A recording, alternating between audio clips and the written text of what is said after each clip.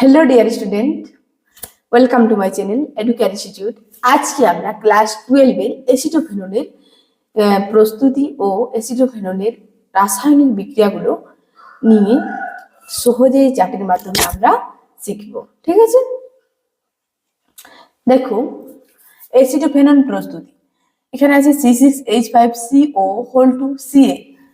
একে যদি আমরা শুষ্ক পাতন করি, কি শুষ্ক পাতন, তাহলে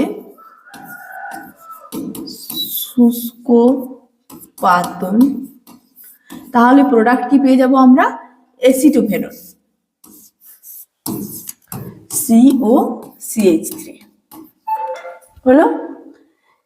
এরপর দেখো C6H5C111CH একে যদি আমরা জল সংযোজন অর্থাৎ এখানে 20% H2SO4 1% Hg2 প্লাস আর 60 থেকে 80 ডিগ্রি সেলসিয়াস তাপমাত্রা দিই, তাহলেও কিন্তু আমরা কি পাবো? এসিটোফেনন COCH3 হলো। এরপর দেখো এখানে বেনজিন আছে। বেনজিনকে যদি আমরা ফিডেল ক্রাফট বিক্রিয়া করাই তাহলে কি হবে? দেখো ফিডেল ক্রাফট CH3 COCl আর অনাদ্র AlCl3 দিই, তাহলেও প্রোডাক্ট আমরা কি পেয়ে যাব? এসিটোফেনন। ঠিক আছে, COCH3 হলো। এরপর দেখো এখানে আছে আমাদের কি ফিনাইল অ্যাসিটেট। ফিনাইল অ্যাসিটেট কি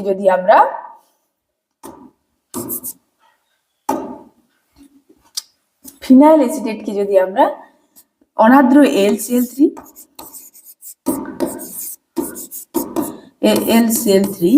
CH2 তাপ দিই, তাহলে আমরা প্রোডাক্ট কি পেয়ে যাব? একবার পাবো product ortho hydroxy acetophenone CH3 plus para hydroxy acetophenone COCH3। এই বিক্রিয়াটা আছে ট্রাইস পুনর্বিন্যাস বিক্রিয়া। ঠিক আছে, এরপর দেখো এসিটোফেননের বিক্রিয়া সমূহ। এসিটোফেননকে যদি আমরা CF3CO3 এই সহযোগে বিক্রিয়া করাই তাহলে আমাদের এই বিক্রিয়াটা কি হচ্ছে? বায়ের বিক্রিয়া জারণ বিক্রিয়া। এখানে প্রোডাক্ট পাবো আমরা কি? প্রোডাক্ট পেয়ে যাবো বেনজিনের উপরে OCOCH3 হলো, এর নাম হচ্ছে ফিনাইল অ্যাসিটেট।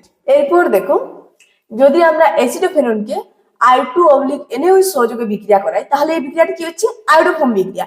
এখানে আমরা প্রোডাক্ট কি পাবো? CH3 আয়োডেক্সের গন্ধযুক্ত প্লাস বেনজিনের উপরে কি হয়ে যাবে? COONA সোডিয়াম বেনজোয়েট হলো।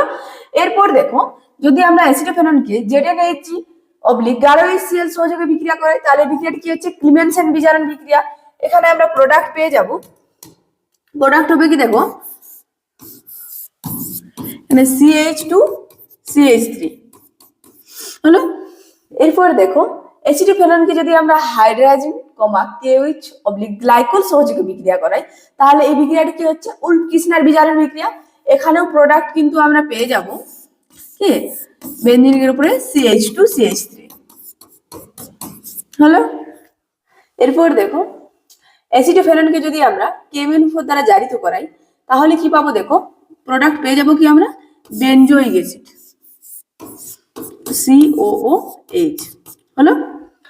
এরপর দেখো এসিটোফেননকে যদি আমরা গাঢ় HNO3 গাঢ় H2SO4 সহযোগে বিক্রিয়া করাই, এটা কি হচ্ছে? নাইট্রেশন বিক্রিয়া। এখানে আমরা প্রোডাক্ট পেয়ে যাব, দেখো প্রোডাক্ট হবে কি? এখানে COCH3 দেখো এখানে আমাদের ডবল বন্ড O আছে, তাহলে এখানে আমাদের কি হবে? মেটান নির্দেশক গ্রুপ হচ্ছে এটা, তাহলে মেটা অবস্থানে NO2 গ্রুপ প্রবেশ করবে NO2 হলো। এরপর দেখো এসিটোফেননকে যদি আমরা Br2 অতিরিক্ত AlCl3 সহযোগে বিক্রিয়া করাই তাহলে এই বিক্রিয়াটা কি হচ্ছে? ব্রোমিনেশন বিক্রিয়া। এখানে আমাদের মেটা অবস্থানে কি প্রবেশ করবে? ব্রোমিন